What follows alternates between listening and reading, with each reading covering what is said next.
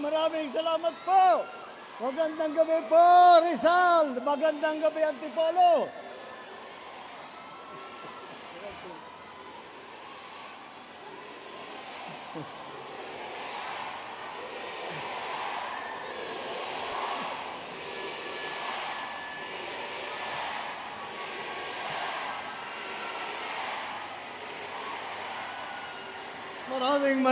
Maraming salamat po.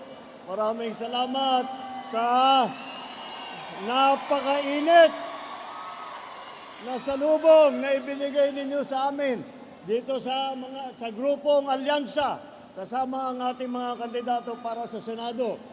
Maraming salamat. Akala ko pagkatapos ng halalan noong 2022 ay hindi na natin maririnig yung sigaw na BBM, pero dito sa Antipolo, dito sa Rizal, hindi nyo po nakakalimutan. Maraming salamat naman po.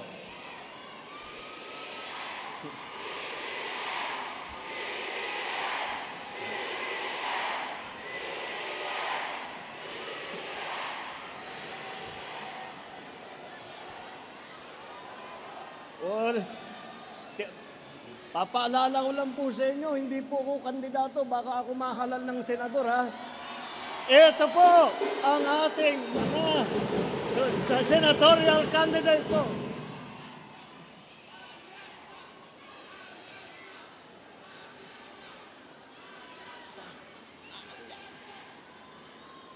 Maraming salamat po. At nakarating po kayo dito sa ating counting programa para po ay mapakilala at maipagmalaki po namin ang aming kandidato para sa Senado. Ngunit palagay ko po, hindi pa po masyadong kailangan mangampanya dahil alam niyo naman po, kilala niyo naman po itong mga magagaling at magigiting na kandidato natin para sa susunod na halalan. At ako po ay napakadali pa para sa akin na mangampanya para sa ating mga kandidato dahil kilalang-kilala naman kung kikilatisin po natin, isa-isa yan. Lahat po yan starring, ika nga, kumbaga sa sine. Lahat po starring, hindi lang po yung ating mga superstar na mga artista, kung hindi lahat po ng kandidato para sa senador. Ay ngayon, itong mga magagaling na grupo na itong magaling na grupo na ito, pinagsama-sama po natin. Lahat po ng pinakamagaling at pinakamabuti at pinakamasipag na mga nagsiservisyo publiko sa lahat ng larangan ng politika ay nandito po sila. Kaya ako po ay napakapalad dahil naging madali po ang aking trabaho na maikampanya ang ating mga kandidato. Dahil po, napalad din ako dahil iniisip ko po kapag nahalal po lahat itong kandidato ng alyansa ay napakapalad ko bilang Pangulo na sila po ay aking kasama, sila po ay aking kabalikat sa dami ng ating gagawin. Nakita niyo naman po yung video. Lahat ng malalaking programa, hindi lamang para sa Rizal, kundi hanggang sa buong Calabarzon po, ay kasama po yan. Para matapos po natin yung mahalagang programang yan, kailangan ko ang tulong ng ating mga senador. Kaya po, dyan, kailangan ko po sila dapat mahalal talaga sa Senado. Madali naman po nga makita kung bakit dapat sila ay ilalagay natin sa Senado. Ang katotohanan, marami po sa kanila ay naging senador na. Naging senador na si Senator Cayetano. Naging senator na si Senator Lacson. Senator na si Senator Lapid. Senator Pacquiao. Senator Revilla. Si Senator Soto at saka si Senator Tolentino. Dagdag pa doon, si Senator Tito Soto, hindi lamang senador, naging Senate President pa. At napakagaling na Senate President dahil masasabi ko po yun, dahil ako, nung senador po ako, siya po ang aming Senate President. At nakikita po naman natin na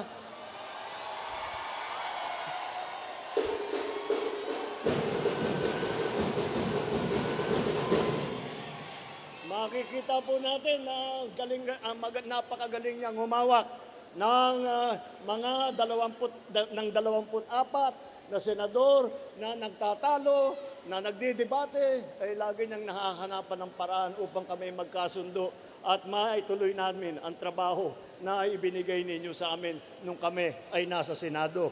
Kaya po, wala na pong, sanay na po sila gumawa ng batas. Alam na po nila ang patakbo sa Senado. Alam na po nila kung sino ang kailangan kausapin. Alam na po nila kung paano pabilisin ang trabaho ng gobyerno. Ang kalahati naman po ng ating slate dito ay dumaan na po sa mababang kapulungan sa House of Representatives. Naging congressman po. Naging congressman po si Congressman Abalos.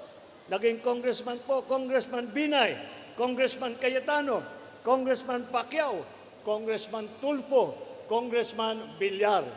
Kaya po, pag pinagsama-sama naman po ninyo, ay palagay ko, ako nga, lagi kong iniisip, kung ako naging kandidato bilang senador at hindi ako kasama sa grupong ito, ay baka magdalawang isip ako, nalalabanan ko itong mga ito, mahirap talunin itong mga ito dahil sila po ay talaga piling-pili, sila po talaga ay may mahabang record sa pagtulong sa taong bayan. Apat naman po sa ating mga kandidato, apat naman po sa kanila ay humawak ng itinatawag cabinet position. Bale, sila ay kasama sa kabinete. Unang-una dyan. Alam niyo po, nung bago akong upo bilang Pangulo, kailangan ko mag-appoint ng mga iba't ibang opisyal, mga kalihim ng mga lalaking departamento. Isa doon ay ang Department of Interior and Local Government. Iniisip ko, sino ang kilala ko? Kaninong pangalan ang naririnig ko kapag pinag-uusapan ang mga issue tungkol sa local government? Dahil napakahalaga ang national government at saka ang local government ay magkasama, laging nagtutulungan. Kung hindi po, napakahirap pababain ang programa ng national government. May kilala po ako na naging mayor ng Mandaluyong at kinilala po bilang mayor dahil marami siyang natanggap na premyo. Yan po ay ang naging secretary ng DILG, Secretary Benhur Abalos.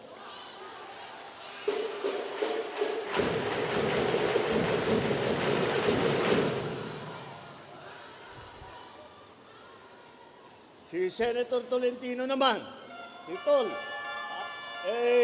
siya po ay, bago po siya naging senador, siya ay nasa MMDA, Metro Manila Development Authority po. Napakahirap na problema, napakahirap na trabaho po yan.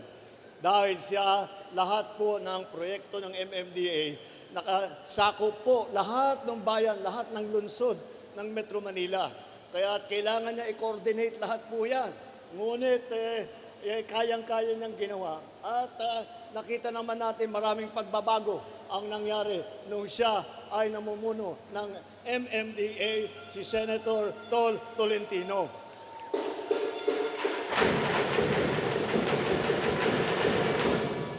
At saka Senator Tolentino po, ito lagi kong binabanggit para maunawaan ninyo kung gaano niya kamahal ang kanyang kababayan. Si Senator Tolentino po, nung panahon, pagkatapos lamang ng Yolanda, andun po kami sa Tacloban. Sa Leyte, umiikot po kami hanggang Samar. Talagang nagmamakaawa po kami sa national government noon na magpadala ng tulong, magpadala ng relief good, magpadala ng mga heavy equipment para maiasaayos namin, mahukay na namin yung baka sakaling may survivor pa. Ang una pong dumating na ahensya doon sa Tacloban, ang gulat po namin ay ang MMDA kasama si Senator Tolentino ang unang nagdala ng heavy equipment doon sa Tacloban. Napabilis po ang trabaho. Marami po kaming nasalba dahil sa kanyang ginawa.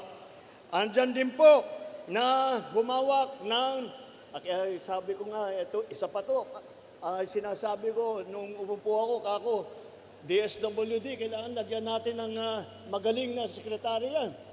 Dahil maraming gagawin, tutulong talaga sa mga tauhan, sa mga kababayan natin to pagka may pangangailangan. At iniisip ko, sino ang kilala ko na isang tao na, na buong araw at kuminsan buong gabi ay talagang ang buhay niya ay tinayanan niya upang tumulong sa taong bayan. At sino ba ay yun lamang na isang tao na yan lamang ang iniisip kung paano tulungan, lalo na hindi yung mga mayayaman, hindi yung mga sikat, kung hindi yung mga maliliit, yung mga mahihirap, yung mga nangangailangan ng tulong. At sino pa? At kundi si Secretary Erwin Tulfo ng Department of Social Welfare Development.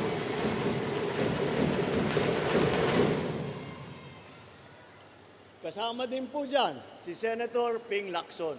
Si Senator Ping Lacson po ay naging Presidential Assistant for Rehabilitation and Recovery. Yung ahensya po niya ang namamahala para sa pagpaayos ng Region 8 dahil ng pagkatama ng bagyong Yolanda. At dinala po niya lahat ng kanyang galing, lahat ng kanyang kakayahan upang magpatayo ng bahay, upang maglagay ng mga water system, upang ayusin ang mga nasira para tulungan ang mga nasalanta, para matulungan ang mga biktima ng Yolanda. Yan po ay ang kanyang ginawa, kundi po sa kanya, hindi po nakarecover yung aming probinsya, hindi po nakarecover ang mga komunidad sa Region 8 lalo na napakalakas ang tama ng Yolanda. Ayan po ang ginawang trabaho ni Senator Lacson. Cabinet level po na trabaho yan. Ngunit bukod sa rehabilitation na ginawa ni Senator Ping Lacson, alam niyo naman siguro siya ay naging hepe ng PNP. Siya ang namuno ng buong kapulisan dito sa buong Pilipinas. At hindi lang siya ay na-appoint, kung hindi, may nagpakita po ng galing dahil po ng panahon ni Senator Ping Lacson na Chief PNP. Yun ang panahon na pinakamataas ang approval rating ng pulis sa buong Pilipinas. Kaya naman po ay makikita po natin, leader po yan. Talagang marunong humawak ng tao, marunong gumawa ng trabaho. At masalimuot po ang trabaho ng Chief PNP. At isipin ninyo, libo-libo ang kanyang kapulisan ay nahawakan niya ng mabuti at marami pong natulungan ng kababayan natin. Alam nila po ang trabaho ng gobyerno. Alam po nila kung ano ang pangangailangan ng taong bayan. Hindi na po sila, pagkaupo po nila, hindi mo na masasabi, naku, mag-aaral pa yan, magtatanong-tanong pa yan. Hindi na po. Mula sa unang oras ng unang araw ng kanilang pag-upo bilang senador, asahan po ninyo sila ay nandyan na, ginagawa na po ang trabaho ng senador, ginagawa na po, nakikinig na po sa mga hinain ng ating mga kababayan at binibigyan po ng solusyon. Lahat po na yan. Ilan naman sila sa kanila, meron din po rin tayo na mga naging gobernador. Naging gobernador din po ng probinsya ng Pampanga. Baka kilala niyo ito.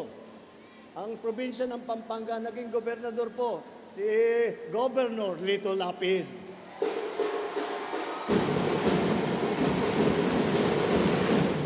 Kung nakita niyo naman kung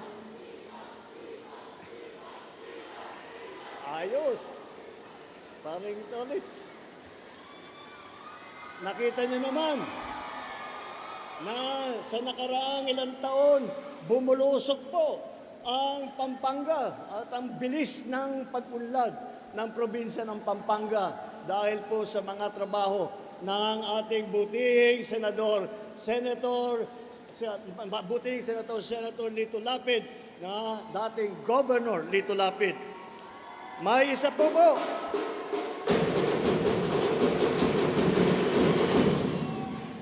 May isa pa po na naging gobernador po ng isang malaking lalawigan. At baka alam niyo po kung sino sa ating mga kandidato ay dati ay naging gobernador ng lalawigan ng Cavite. Palamukhang alam ninyo. Ayan po, alam na po ninyo, yung ating kinahahangaan na alam nyo, ang pagkakilala nyo po sa kanya ay bilang artista, action star. Ngunit, tahimik lang po. Hindi lang po yun ang kanyang ginagawa. Tahimik lang po. Tahimik lang pong nagtatrabaho. Nung siya ay nasa Senado, magkasama din po kami. At nakikita ko naman, seryosong-seryoso siya sa trabaho. At yung pag-aartista niya ay ginagamit niya para makatulong din. Kaya naman, itong ating naging gobernador ng lalawigan ng Cavite, Governor Bong Revilla.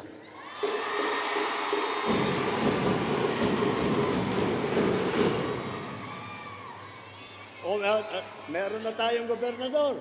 Meron din tayo city mayor na kasama rito sa line-up ng alyansa para sa Senado. Ang naging city mayor po, nabanggit ko na po, si Mayor Benhur Abalos po ng Mandaluyong.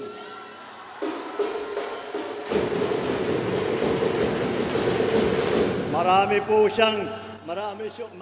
siyang binabigyan po siya ng maraming pagkakilala at maraming premyo, hindi lamang galing dito sa Pilipinas, kung hindi po mga international na nag-aaral sa mga LGU.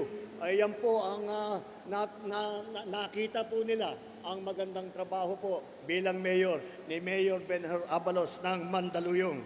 Andito rin po ay si Senator Tolentino. Senator Tolentino,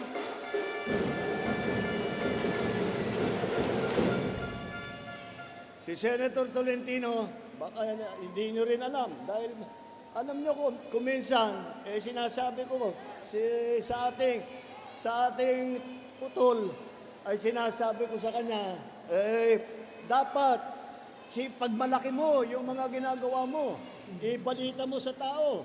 Ay napakatahimik po, kaya siguro hindi nyo alam. Siya din po ay naging mayor ng lungsod ng Tagaytay. Mayor, kaya kabisado niyo po ang LGU. At baka alam nyo na rin ito, alin sa lahat ng lungsod ng Pilipinas ang pinakamayaman? Alam nila, Makati. At sino ang mayor ng Makati? Ayan po, andyan po ang ating kaibigan, si Mayor Abby Binay.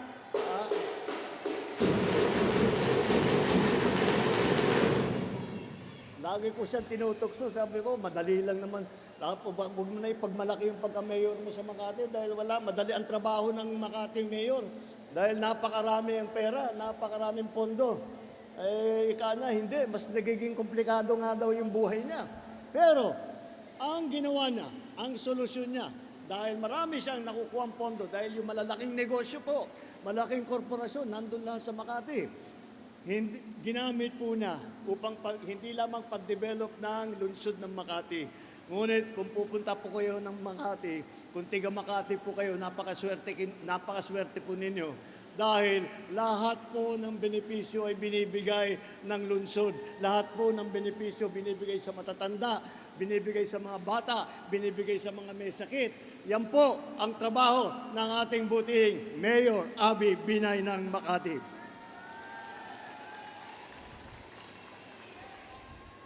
At di po natin kinakalimutan ang boses ng ating kababaihan. Andito po, nagagandahan po yung tatlo naming kandidato rito. At nakangiti lang po yan.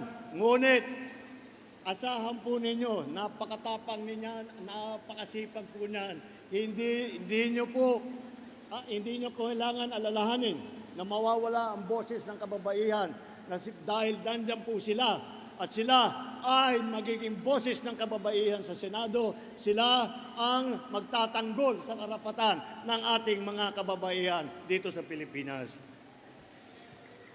Dahil batas ang trabaho ng mga legislator, ng mga senador at saka congressman, ay mabuti naman na 4 po sa ating line-up ay mga abogado. Andyan po, Attorney Abalos, Attorney Binay, Attorney Cayetano, Attorney Tolentino, na naggalingan po. Alam niyo po, sa galing po nila na abogado, lagi kong sinasabi, kung wala silang pagmamahal sa bayan, kung wala silang pagmamahal sa kanilang kababayan, ay nagpayaman na lang po sila at nagtrabaho na lang po siguro. Ngunit, hindi po yun ang pinili nilang buhay. Nagsakripisyo po sila, hindi na baling yumaman o hindi, basta't makatulong sa taong bayan. Yan po ang ating 4 na abogado at nandyan po sila na handa na magserbisyo muli. At kung titignan po natin, baka akalain po ninyo, dito lang galing sa Luzon, sa Maynila lang, ang ating mga kandidato. Hindi po naman totoo yun. Dahil si Senator Manny Pacquiao ng Bukidnon, ng Sarangani at ng Jensan ay doon po lumaki at doon po sumikat na naging boksingero na nagpalit na. Nung pagkatapos niya magboksing, nung kinilala na siya sa buong mundo, nagdala ng dangal dito sa ating bansa, ay siya naman ay nagserbisyo publiko. At siya, doon naman siya galing sa Mindanao. Kasama din po si Erwin Tulfo. Si Erwin Tulfo po ay taga Davao at sa Sulu. Dahil po doon na destino ang kanyang ama na naging bayani ng bansang Pilipinas. At baka po hindi ninyo alam na ang meron pong Senator Soto bago po kay Senator Tito Soto. Ang si Senator Vicente Soto po, na unang senador na Soto, ay galing naman sa Cebu. Kaya po, makita mo, galing po kung saan-saan ang ating mga kandidato. Sila po ay nalalaman po nila ang mga problema ng taong bayan sa bawat lugar, sa pinanggalingan nila, sa napuntahan nila. At malawak po ang kanilang kaalaman. Dahil yan lang po ang kanilang ginagawa, kundi magserbisyo sa taong bayan. Si Camille Villar naman,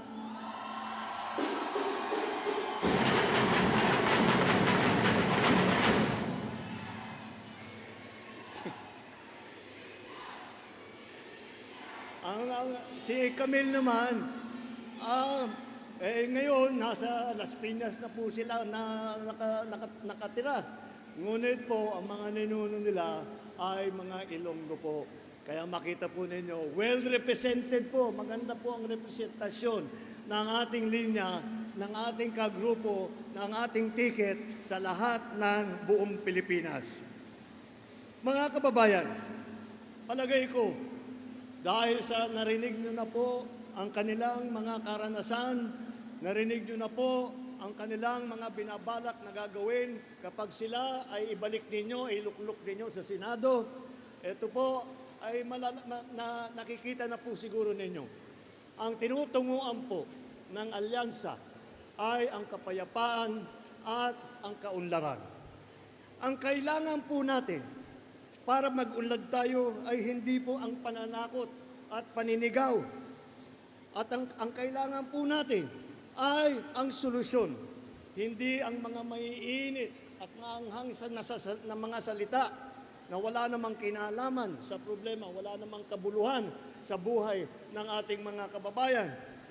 Ang mga kandidato ng alyansa ay kasama natin sa pagtataguyod ng interes at kapakanan ng bawat isang Pilipino. Ipapaglaban natin ang ating soberanya at karapatan sa pamamagitan ng diplomasya at dignidad. Hindi natin isusuko ni isang pulgada ng ating teritoryo at hindi tayo kailangan sumunod sa kahit pa sinong mga dayuhan. Tayo lang ang mga Pilipino ay may karapatan na makinabang sa yaman ng ating minamahal na Pilipinas.